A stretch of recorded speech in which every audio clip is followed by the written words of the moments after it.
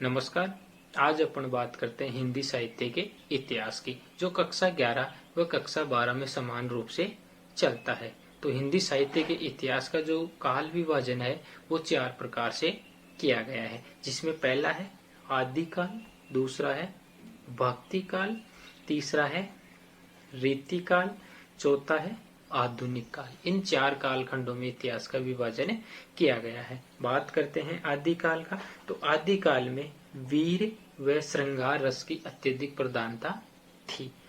आदिकाल का जो नामकरण है वो आचार्य हजारी प्रसाद द्विवेदी ने किया था। दूसरा नामकरण चारण काल डॉक्टर राम कुमार वर्मा के अनुसार किया गया। डॉक्टर राम कुमार वर्मा का मानना था कि इस काल में जो चारण लोग थे उन्होंने साहित्य का निर्माण किया था। अगला नाम है जो वीर गाथा काल है। वीर गाथा काल आचार्य रामचंद्र शुक्ल ने किया था। उनका मानना था कि इस काल में वीर श्रृंगार रस की अत्यधिक प्रधानता थी। अगला नाम है जो सिद्ध सामंत काल राहुल सांस्कृत्यायन के अनुसार किया गया। उनका मानना था कि जो बौद्ध धर्म की जो शाखा थी सिद्धों ने उसका विकास किया और वहीं से इसके साहित्य का निर्माण किया है। बीजक काल है जो महावीर प्रसाद द्विवेदी ने किया। उनका मानना था कि साहित्य का जो बीज है वो इसी समय पड़ा था। आगे बात करते हैं भक्ति काल का, तो भक्ति काल को हिंदी साहित्य का स्वर्णिम काल भी कहा जाता है।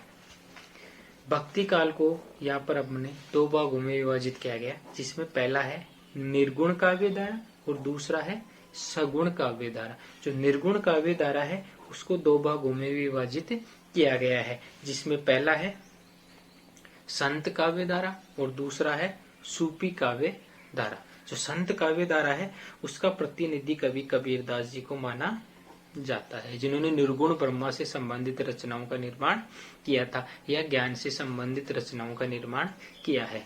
जो प्रेमाश्री यानी जो सूफी काव्य धारा है उसका प्रतिनिधि कवि किसको माना जाता है? मलिक मोहम्मद जायसी को माना जाता है।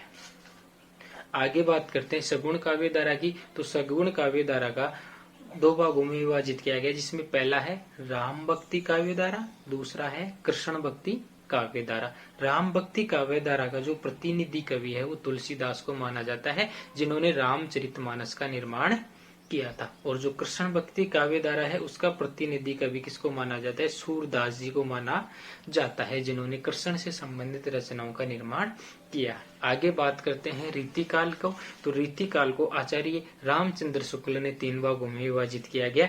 रीतिबद्ध, रीति मुक्त और रीति सिद्ध में इन्होंने इसको विभाजित किया था। आगे बात करते हैं आधुनिक काल का, तो आधुनिक काल को भी अनेक भागों में विभाजित किया गया है।